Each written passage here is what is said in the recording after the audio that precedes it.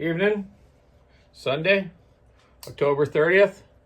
It's Halloween tomorrow night. Yeah. Just bought a couple pumpkins tonight. Actually, I'm like driving around today. We went out shopping a bit. I'm like, Jesus, look at all these pumpkins for sale. I get home, I'm like, oh my God, we don't even have a pumpkin for tomorrow night. And kids will be here trick-or-treating. So went out and bought 2 of them. I carve them up. Maybe I'll do one with a chainsaw on it and the other with a hummingbird. Shelly likes hummingbirds. And their daycare is called the Happy Hummingbirds Daycare. So she can take it to the kids tomorrow because they're going to have a little party there. Right on. Remembrance Day's coming up. Get your poppy. For all them fine guys and gals and people that served in the wars and taking care of our countries. Coming up.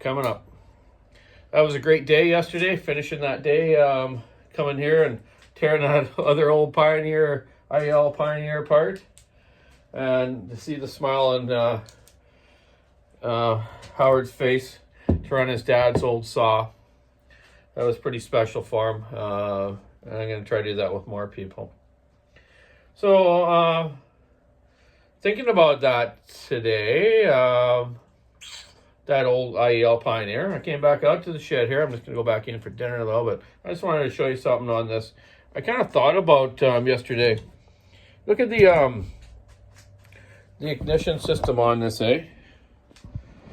You know, it's pretty clean, eh? Pretty clean, real clean.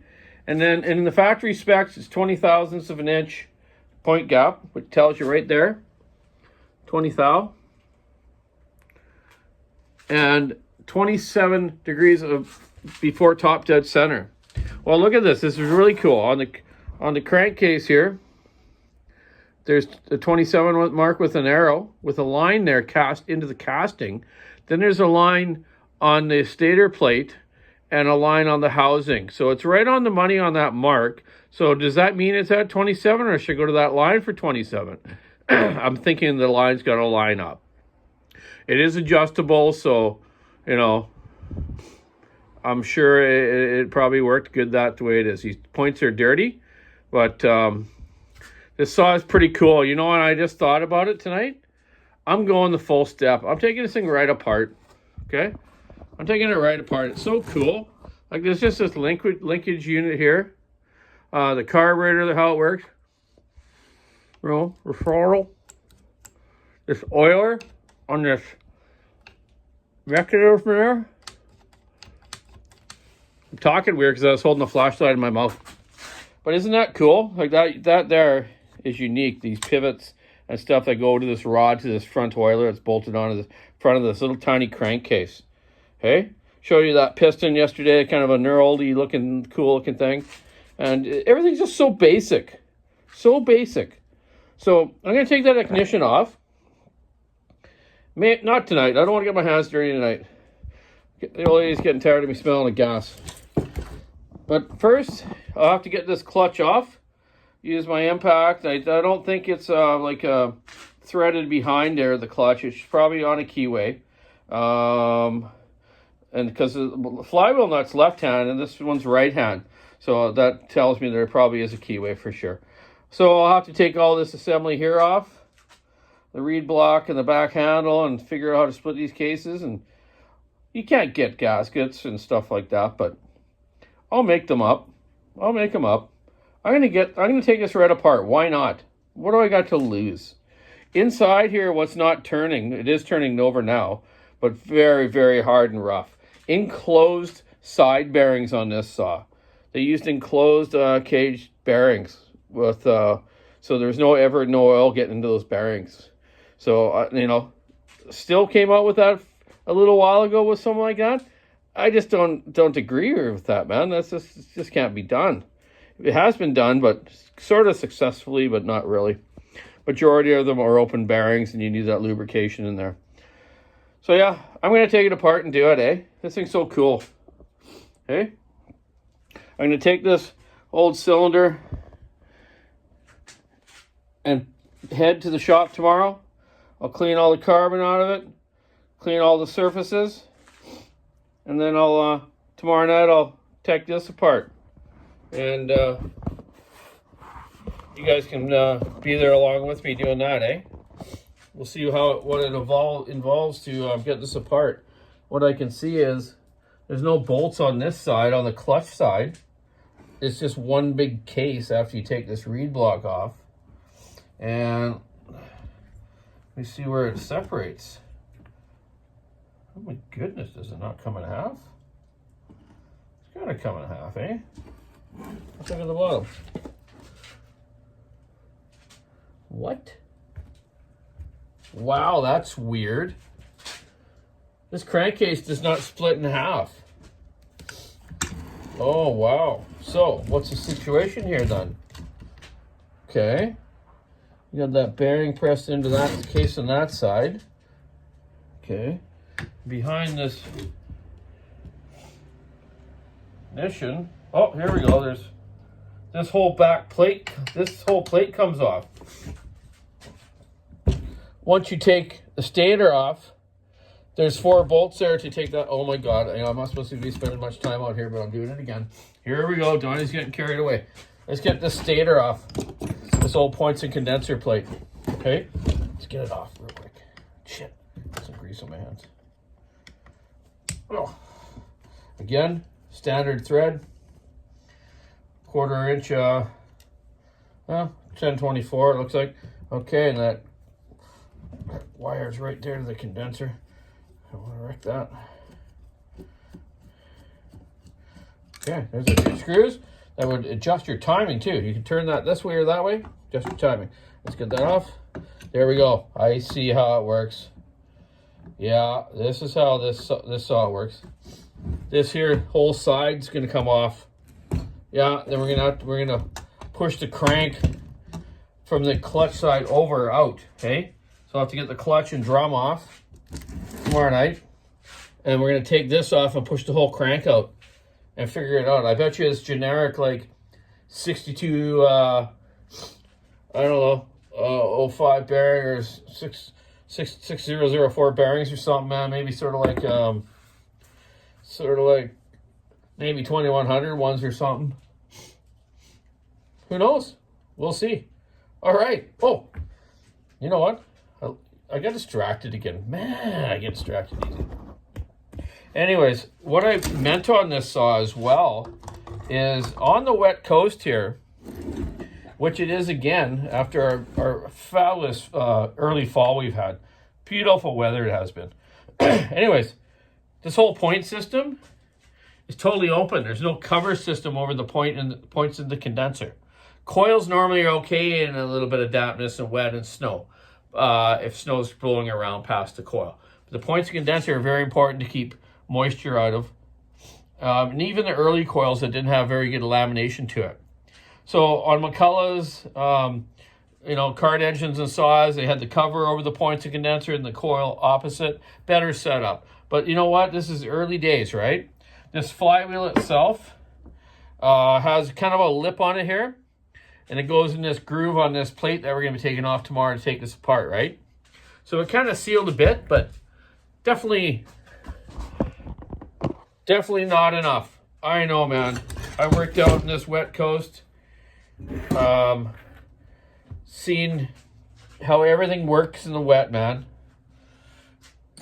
You know, from starters getting screwed up to tank vents, you name it, man. It's the most brutalist conditions here in the world for running chainsaws.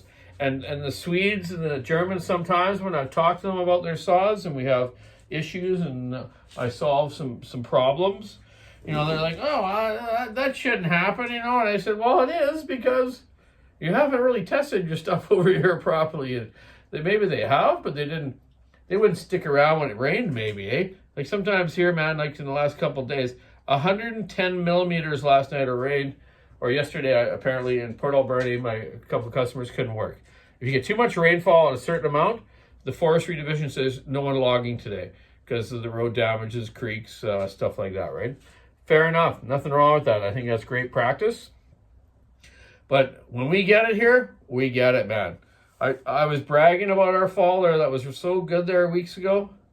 Wow, man. Now we're time for it. And the poor salmon that have been out there hanging out, if we get too many heavy rains like this instantly, it just washes all the eggs of the salmon out into the sea. And who eats them? Other critters. So, it's all evolving, right? It all works in the food chain, right? But hopefully it stops a little bit next week, mellows out, get some of the salmon moving and plant their eggs solidly in some places along the river in the rocks and stuff, and make a better yield for us, right? So let's see what happens. I'm praying that works that way, because I hate that when it happens like that. It seems like lately here, people can talk about global warming all day, man, but I know it's happening, man. Think about it. Like we get extreme summer, then just extreme winter and rain, right? We're not getting nothing in between anymore. It's either too hot to be doing stuff outside and can't burn or anything, or then instantly it changes to too much rain and you don't feel like doing it, or it's too muddy and you get stuck. Man, it sucks. But anyways, we still got it pretty good. We're all alive on this great world and this planet we're at, on the West Coast here. I'm going to be talking to some more loggers next week there. I unfortunately gave fucking Billy my demo Echo, and I don't know, the last person used it must have dropped it and got a hole in the gas tank. But I don't think so. It's so weird, because I actually ran that saw at the shop, made sure everything was okay, and then put it back on the shelf. So maybe I did it. I don't know. Sometimes I'm throwing saws around. I'm running 3 or 4 at a time. Maybe there was something there that caught and just cut that tank a little bit. So I'm going to throw a new tank on it. I was going to patch it up, but you know what? Patch always breaks later on. So I'll just throw a new one on it and go from there. Get that out to him. He's going to try that 7310 Echo out, and our new bar, and just one of those new chains. It's kind of consumer chain, but I made him one for his 32-inch to grind up and try it out. Why not? See how it grinds, see how it hand files. That's the thing with chains, is like it all varies in the hardness of the teeth and the rakers. Rakers too, sometimes you'll be doing your rakers really nicely, with a gauge, right? All of a sudden you get one that's super hard, and the file doesn't even touch it, so you gotta like just get ready to take that hard surface off, and then it works. But now you just wreck that flat file that's worth like, what are they now? $14, $15 each. Yeah, kind of a bummer. But anyways, that's how chain works. A lot of guys like to hand file steel chain, organ chain, husky chain. That's pretty much all we got here, and besides this stuff we just got now. So some guys think some file's better than the other, holds the edge better. Some grind better than other. Everyone's got a different opinion. It's all good if it's working for you. That's my opinion. Whatever you're using, man, skip tooth, full house, semi-skip. Predominantly on the coast here, we're using skip tooth because of the long bars. Some guys will use that semi-skip now, which has got a full house, like 2 teeth with 1 divider in the middle. Then another tooth, then 2 dividers and another one in the middle. I call them side straps or chain links. Everyone has a different idea. Some people call it full comp. I call it full house. Full house really is the right thing to say. It's what it is. Anyways, that's what gets confusing now. Everyone's going full comp, semi-skip, skip. Well, semi-skip to me is that stuff that's full house and skip. That's semi-skip. Skip is skip. 2 dividers between the teeth. Full house is full house, or full comp if you want to call it that, with 1 divider between the teeth. So many different numbers of chains out there. I could write a book on it, man. I got all those numbers in my head, number 3, number 5, number 6, Windsor was the best one ever that made chain that would call it 58, 50, 58, 63. Right on the money. That's the gauge. Then they would call it X, EX, or J, or whatever you wanted to call it after that, to determine your cutter type, if it's skip or full house, stuff like that, right? Yeah. Hey, I better get going inside. Happy Halloween to everyone in Canada. Don't scare those kids away from your house tomorrow night. Let them come up and give them a little bit of candy, and their teeth will be nice and rotten a bunch of years. Some My daughter will get more business at the dentist office she works at. Just kidding. Anyways, keep us on with sticking ass, rubber on the road. This sucker's coming apart. I'm going to take it apart tomorrow. Why not? I'm sure I could figure out bearings for it and seals. It's got to be old American standard stuff or Canadian standard stuff. Like, you know, this was made in Vancouver, BC, which is very cool. The ignition's made in the USA. Who knows? Maybe the motor parts were made somewhere else too. I'm not sure. Yeah, I wasn't around in 1960, so there you go. Check out the WalkerSawShop.com online store. Have a great rest of your Sunday, and happy Halloween, and happy Remembrance Day coming up. Buy your poppy. Thank you. Bye.